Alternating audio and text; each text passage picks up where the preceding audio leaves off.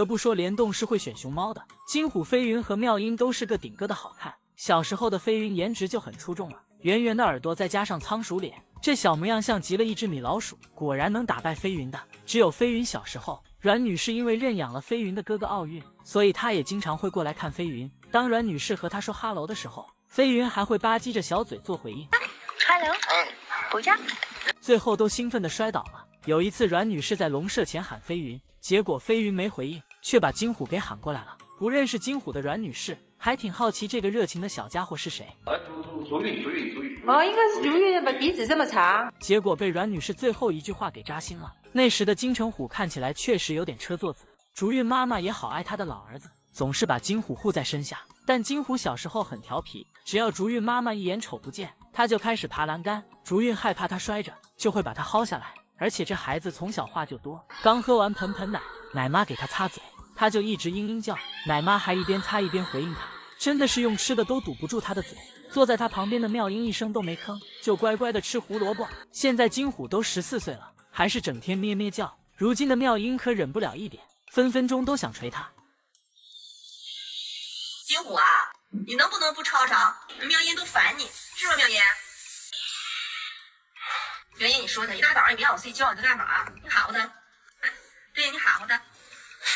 对，我是看不见你，看见你我抽死你。妙音平时虽然喜欢翻白眼瞪人，看着有些高冷，但她其实从小就特别喜欢黏着飞云，吃饭的时候也要和姐姐贴贴，有时候还会跑过来抢飞云的竹笋。飞云也不生气，就这么宠着她。三个小家伙出生时间相近，从小就生活在一起，后来又一起来了联动，他们会一起爬小卖部窗口找奶爸奶妈要吃的。三小只没分开的时候，金虎可欠了，他不是抱着飞云的脚啃，就是按着飞云打。妙音也没逃得过他的撩弦，非要把妙音从树上挤下去。后来他和飞云妙音分开了，人家两个小姑娘在一起打闹，可把他激动坏了，隔着玻璃给妙音当场外指导。大连的三宝各有各的特点，飞云甜美，妙音高冷，金虎帅气，每一只都是颜值爆表。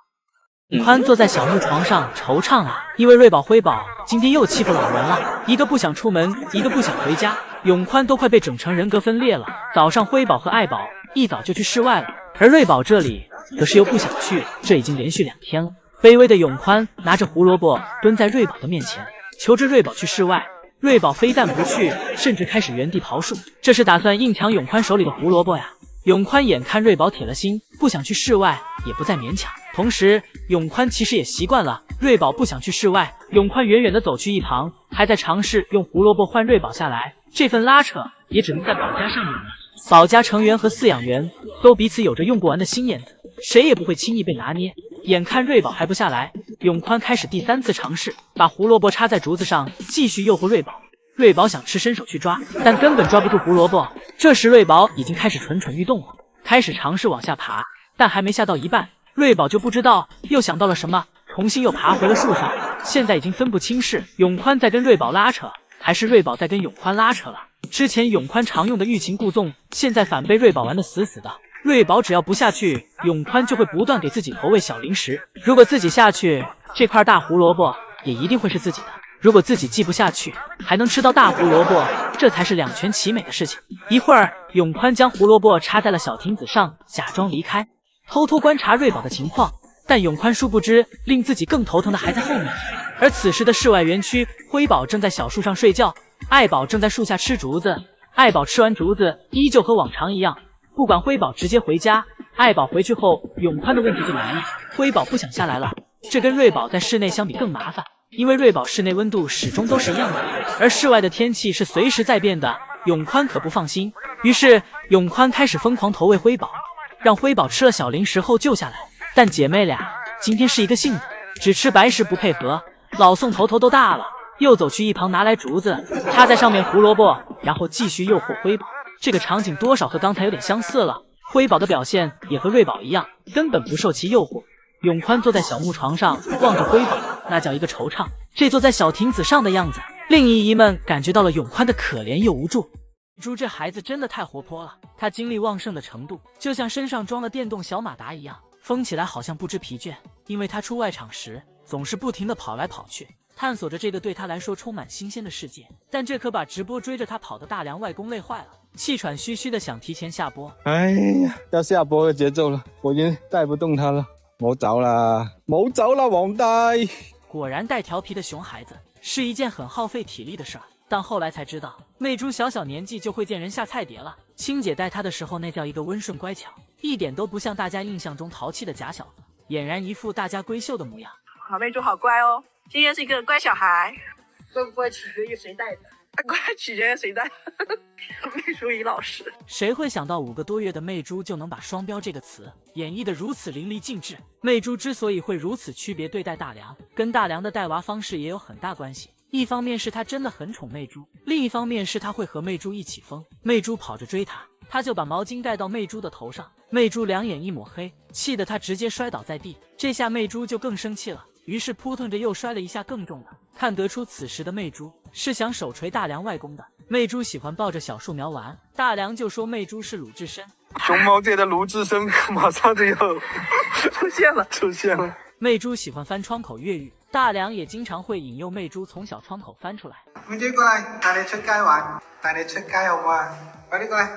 久而久之，一人一熊之間也有了默契，只要大梁拍拍小窗口，媚珠就秒懂。现在媚珠翻窗的动作也十分娴熟，3两下就能成功了。但是看媚珠现在的体型，感觉这个密室逃脱限时体验卡也快到期了。现在全网都在期待媚珠卡在小窗口下不来的那天，估计那时的媚珠小小的脑袋里会装满大大的疑惑，不明白为什么突然就过不去了。媚珠也喜欢和大梁外公玩，但小朋友难免会不知轻重，也曾把大梁外公的手咬破，但这都不影响他们在彼此心中那无法替代的位置。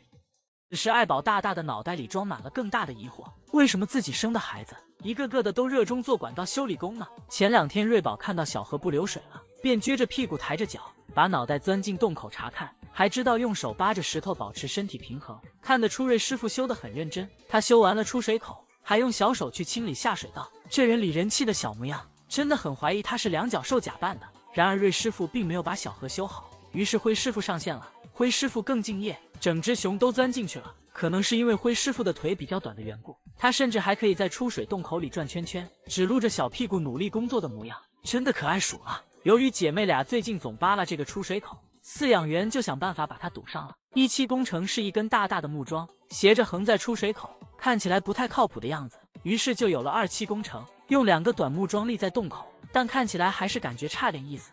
后来就有了37工程，用石头和木桩把洞口堵得严严实实的，这下看起来貌似没有什么问题了。但让瑞师傅和灰师傅万万没想到的是，竟然还有47工程，整个小河都用雪覆盖住了，这下是彻底没得挖了。福师傅在寒武宫的时候也学了一手修理管道的好手艺，把脑袋钻进出水口，仔细的检查，认真到小屁股都在用力，趴着检查不明白就躺着检查，只能说在维修这方面福师傅是专业的，但因为工程难度比较大，福师傅努力到身体都扭成了麻花。当福师傅修得正认真时，饲养员用竹子挠了他的屁股，福师傅孤勇的这一下真的太好笑了。现在福师傅维修的本领也不减当年，他在喝水时感觉自家水渠的流水有点小，于是就循着水流找到了出水口，先低着脑袋观察了一下，然后就是哐哐一顿干。就看福师傅这手法和这姿势，真不愧是年龄4岁却有着3年维修工龄的老师傅了。最后让人没想到的是，他还真的就从里面掏出了一个水泥片子来。